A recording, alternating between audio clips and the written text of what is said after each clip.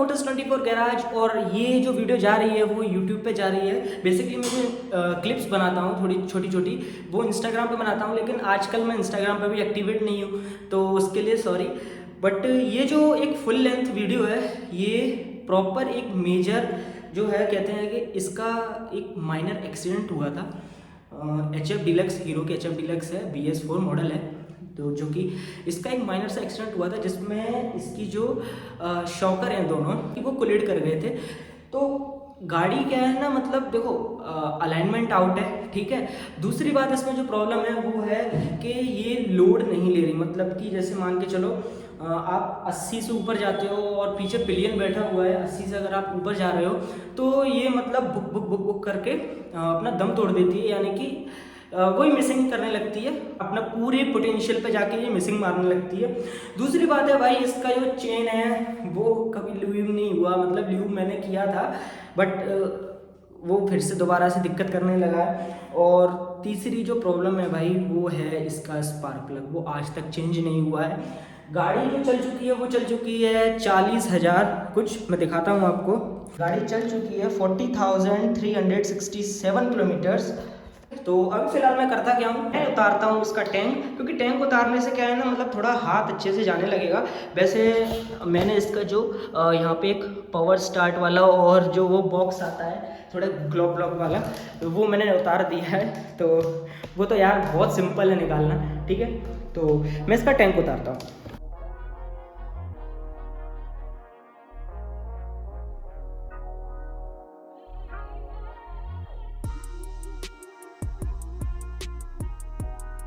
Right, सो tank जो है वो निकल चुका है और गंदगी मतलब भाई ये ऐतिहासिक है, होती है चाहे वो कोई सी भी गाड़ी हो, ठीक है। तो इसे मैं थोड़ा थोड़ा साफ़ कर लेता हूँ। बारी जो अब आई है वो आई है कार्बोरेटर की, तो अब इसे निकालते हैं।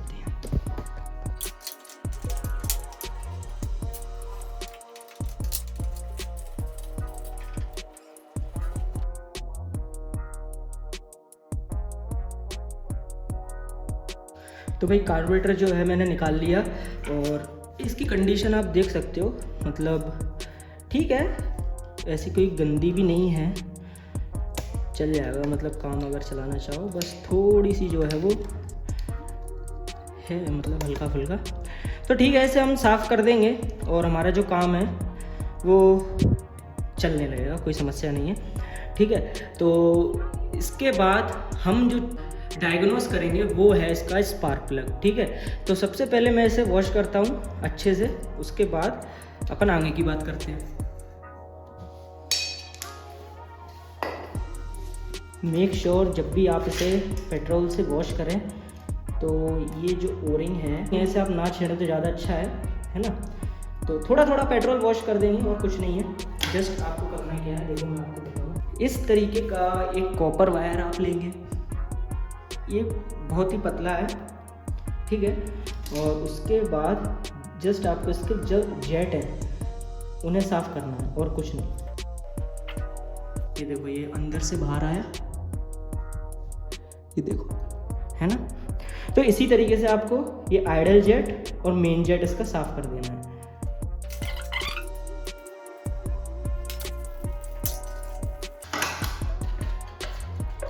WD-40 को आप वाइप करना ना भूलें थ्रू अ पेट्रोल और थ्रोटल बॉडी क्लीनर, जो भी चाहे वो इस्तेमाल कर सकते हैं, बट वाइप जरूर कर देना उसे।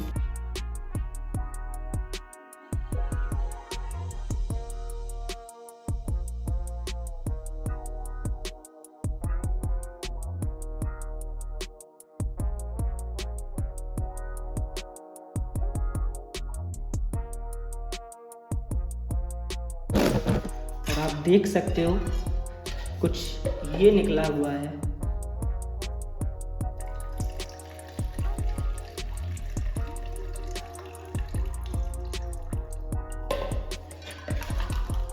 ये वाला पाइप, ये भी मैं खोल लेता हूँ, लगे हाथ इसे भी साफ करता हूँ। ओके, सो ये भी कुछ खास गंदा है नहीं वैसे, बट क्लीनिंग की तो इसे भी थोड़ी बहुत ज़रूरत है, तो कर देता हूँ। इसमें कुछ नहीं करना है यार, ब्रश मारना है थोड़ा सा और ठीक है, क्लीन करता हूँ फिर बताता हूँ। Now it's time to reassemble all the parts. तो ज़्यादा देरी ना करते हुए और वीडियो को ज़्यादा लंबी ना करते हुए मैं सारे पार्ट्स जो है वो असेंबल करके दिखाता हूँ।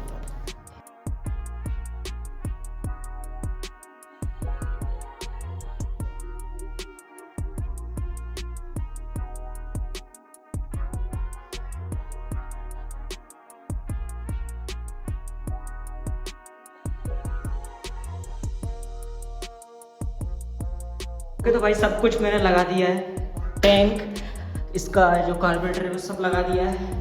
अब इसे बारी है स्टार्ट करने की, क्योंकि एक बार स्टार्ट करके ज़रूर देख लेना चाहिए, कहीं ये ना हो भाई कि आपकी पूरी मेहनत पे पानी फिर जाए क्योंकि कई बार जो फ्लोटिंग पिन है वो दिक्कत दे जाती है, ठीक है, इस बात को समझो। तो द मोमेंट ऑफ फ्लोट, ये किक में, क्या बात है। देखो ये जो होता है ना, पता है, एक किक में आ गई, ये सारा जो कार्बन है ना ये खा जाता है। मतलब आपको थ्रोटल लेना पड़ता है, BS4 की बात कर रहा हूँ मैं, आपको थ्रोटल लेना पड़ता है और मतलब गाड़ी थोड़ा सा RPM हाई करना पड़ता है। तो ये सारी देखो देखो है ना, अब ये कितना मतलब स्टेबल है।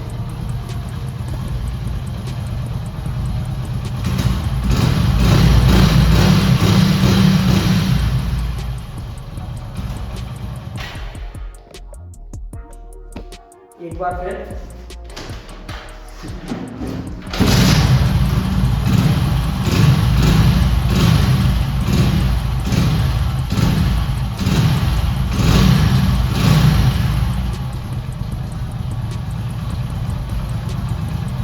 RPM भी मैं थोड़े से इसके सेट करता हूँ।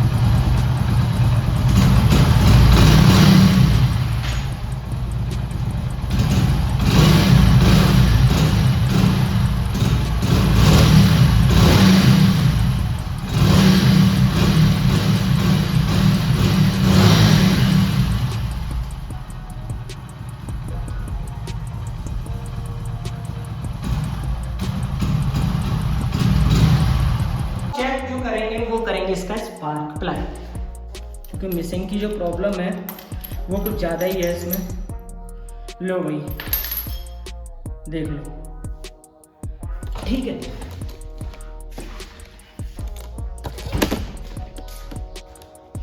टिप ही नहीं है इसमें चल कैसे रही है यार। हाँ भाई देख लो, इसमें इस स्पार्क प्लग में टिप ही नहीं है। तो भाई ना तो माइलेज आने का है और ना पिकअप आने का है। हाँ जी, तो मैं स्पार्क प्लग जो है वो ले आया हूँ, और स्पार्क प्लग लेके आया हूँ जेन्युइन बोश का। सिलेंडर हुई वगैरह इनमें सब में मतलब हाफ हेड की लगते हैं, ठीक है। जैसे कि देखो ये आधी चूड़ी हुई, हाँ इस तरीके से लगती हैं। और अब जरा कंपैरिजन दिखाता हूँ मैं बोश में और नॉर्मल स्पार्क प्लग में। सबसे पहले भाई मैं इसकी प्राइसिंग की बात करूँ तो प्राइस जो है वो है इसका 106 रुपये MRP है। मेरे को जो 100 रुपये का उन्होंने दिया था। मेरे यहाँ पे मतलब ऑफिशियल बोस का ही जो है वो सर्विस सेंटर है, तो शोरूम है, मतलब जो भी कह लो। बट भाई अब जरा ये देखो, मतलब क्वालिटी अलग ही दिख रही है भाई, अलग ही तो भाई यही है ओरिजिनल में। और देखो ऐसा नहीं है कि ये बेकार है, ये भी अच्छा है, बट यार ठीक है, जैसे जिसकी सोच तो इसे मैं इंस्टॉल करता हूँ और भाई गाड़ी की जो प्रॉब्लम है वो सॉल्व हो जाएगी ऑब्वियसली। क्योंकि भाई जब भी गाड़ी हाई RPM पे जाती है तो स्पार्क जो होता है वो तेज़ होता है और स्पार्क जो है वो सेपरेट हो जाता है। इस वजह से गाड़ी जो है वो आरपीएम लूज़ करती है और मिसिंग मारती है, यानी बुक बुक बुक करके आपको दिक्कत करेगी वो। क्योंकि देखो हमने दोनों तरीके से देखा था भाई, ना तो उसमें कोई भी ऐसी मतलब कार्बोरेटर में दिक्कत थी, ना पेट्रोल लाइन में दिक्कत थी, ना मतलब एयर इनटेक में दिक्कत थी, उसमें कुछ भी दिक्कत नहीं थी। मैं चेक भी कर चुका हूँ भाई, जो प्रॉब्लम थी वो आपके सामने ही निकली, वो है इसकी टिप की, ठीक है। इसका टिप ही नहीं है, इसीलिए मैं कहता हूँ भाई चिल्ला चिल्ला के कि आप अपनी गाड़ी की 20,000 रुपये स्पार्क प्लग चेंज कर दिया करो भाई। कि कितने रुपए का आइटम है मुझे बता दो भाई। आप चाहे तो चाहे आप डोमिनार हो या फिर आपके पास पल्सर NS कुछ कोई सी भी एक्सट्रीम वगैरह कोई सी भी गाड़ी हो भाई, ये समझ लेना 250 से 200 रुपये तक का अच्छा, मतलब बहुत सही बोश से अच्छा तो भाई मैं नहीं मानता। NGK का है, हाँ बिल्कुल है भाई, इनसे अच्छा कोई स्पार्क प्लग आता ही नहीं है, ठीक है। तो देरी ना करते हुए लगाते हैं इसे।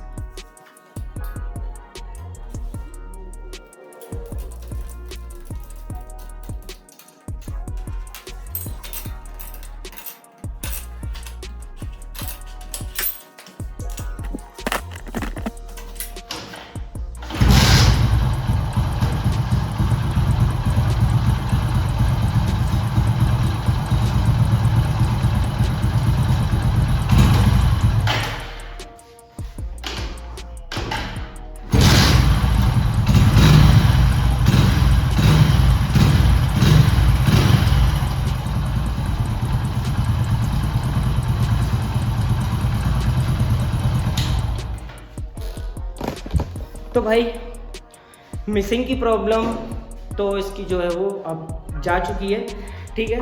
अब वो चलाने के बाद पता पड़ेगा वैसे तो बट अब तो नहीं है। देखो दोनों चीज़ मैंने कर दी है, इसकी कार्बोरेटर भी साफ़ कर दिया और इसका जो स्पार्क प्लग भी चेंज कर दिया मैंने, फ्यूल लाइन भी चेक कर दिया मैंने, जेट वगैरह सब साफ़ कर दिया इसके। अब बारी आती है भाई इसकी अलाइनमेंट की, वो एक इम्पोर्टेंट टॉपिक है, ठीक है। तो आओ ज़रा उस पर बात करते हैं। अब बात आती है भाई इसके अलाइनमेंट की, ठीक है।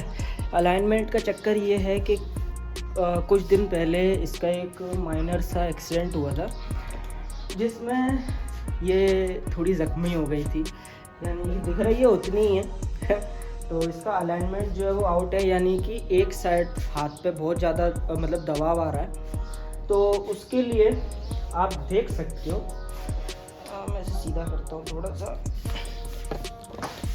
तो भाई इसका जो टायर है वो ऐसे में जा रहा है, ठीक है, मतलब इस तरीके से, यानी इसकी हैंडल टी से हमें कोई लेना देना नहीं, ठीक है। मतलब इससे यहाँ से कोई लेना देना नहीं है, इसका ये और ये लेना देना है।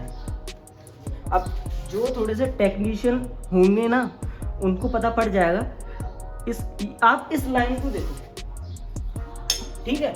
अगर ये आप समझो हैंडल टी का मामला होता तो ये जो सिस्टम है, ये मडगार्ड है, ये से टच होता, ठीक है। अब चलो ठीक है, टच भी नहीं हुआ है ना, तो आपको हैंडल जो है ना, हैंडल बार वो आपको उठा उठा लगता, ठीक है। लेकिन इसमें नहीं है ऐसा, इसमें जो है वो बहुत ही माइनर सा है। देखो देखो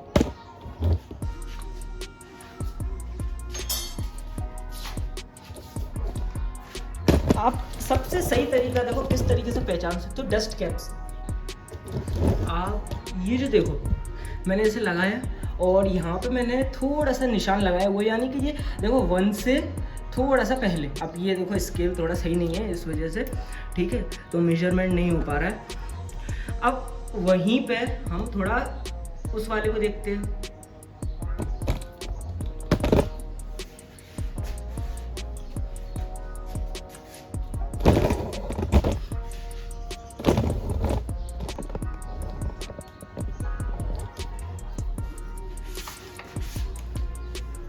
ये देखो कितना अंतर है, मतलब है तो बहुत ही माइनर सा अंतर, लेकिन इसे फिक्स करना पड़ेगा, ठीक है। तो करते हैं इसे। भाई तो फाइनली हो चुकी है, ठीक है। हमने इसकी मिसिंग वगैरह और थोड़ी सी जितनी मेरे पे हो सकी भाई उतनी मैंने अलाइनमेंट भी इसकी कर दी। मैंने आपको बताया था कि इसका हैंडल टी से इसका कोई लेना देना नहीं है। बाकी भाई वीडियो अच्छी लगी हो तो लाइक ज़रूर करना और ऐसी वीडियो मैं लेके आता रहूँगा, ठीक है। और अलाइनमेंट की अगर बात करूँ, मैंने अलाइनमेंट क्यों नहीं किया, तो अलाइनमेंट के लिए आपको पता है भाई स्पेशल टूल लगते हैं, कुछ टूल लगते हैं, तो वो उसमें से एक भी टूल मेरे पास नहीं है, ठीक है, तो मैं नहीं कर पाया। बस जस्ट मैं आप देखो थोड़ी सी आपको समरी बता देता हूँ। अलाइनमेंट जब भी आउट होती है या तो गाड़ी गिरने की वजह से होती है, मैन्युफैक्चरिंग डिफेक्ट होता है, ठीक है। तो अगर गाड़ी मतलब आपके कॉन्सेट साइड से हैंडल टी जहाँ पे लगती है वहाँ से अगर कुछ भी उसमें मतलब चेजिस में बेंड हुआ है तो फिर वो बहुत मोटा खर्चा हो जाएगा। वो एक मतलब उसे कोई आसानी से नहीं कर सकता भाई। देखो सीधी बात रहती है, अलाइनमेंट कोई भी बंदा एरा गैरा बंदा नहीं कर पाता, ठीक है। जो बहुत पहुंचा हुआ लेवल का होता है वही कर पाता है अलाइनमेंट। तो इस वजह से देखो भाई मेरे को भी अलाइनमेंट नहीं आती करना, तो इसलिए अपन ने नहीं छेड़ा, है ना। बाकी भाई और सारा काम जो था वो बिल्कुल फर्स्ट क्लास कर दिया। इसकी रही बात इसकी मिसिंग की, जो बुक करती थी वो अब कुछ नहीं करती, मैं उससे खूब बहाते हुए आया हूँ और कुछ नहीं किया इसने ऐसे, ठीक है। तो मिलते हैं ऐसी किसी नई वीडियो के साथ, तब तक के लिए सब्सक्राइब जरूर कर लेना मेरा चैनल मोटर्स 24।